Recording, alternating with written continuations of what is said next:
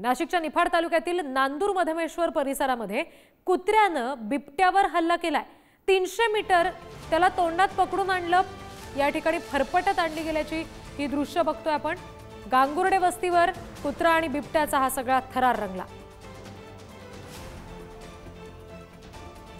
एरवी खरं तर बिबट्या अशा पद्धतीने मानवी वस्तीत शिरून कुत्र्यांवर हल्ले करताना त्यांचं भक्षण करताना आपण बघतो। मात्र या ठिकाणी हे वेगळं दृश्य दिसतंय। नाशिकच्या निफाडमधलं एका कुत्र्यानं जवळपास 300 मीटर अंतर या बिबट्याला तोंडात पकडून फरफटत आणलं।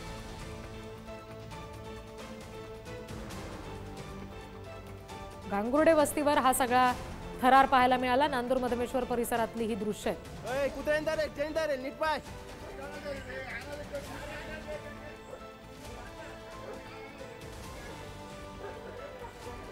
कुत्रा आणि बिबट्याचा हा सगळा थरार रंगला। नाशिकच्या निफाड मधल्या नांदूर मधमेश्वर परिसरामध्ये जवळपास 300 मीटर अंतर या कुत्र्यानं बिबट्याला फरफटत आणलं। आणखी तपशील घेऊया प्रतिनिधी किरण ताजणे यांच्याकडून। किरण,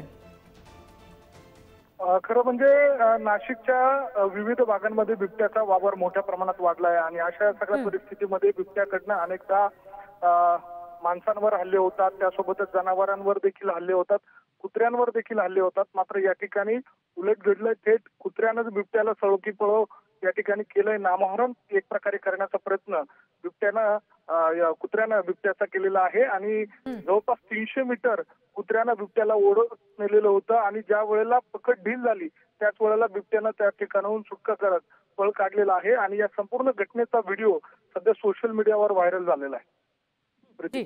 धन्यवाद किरण दिलेल्या माहितीसाठी।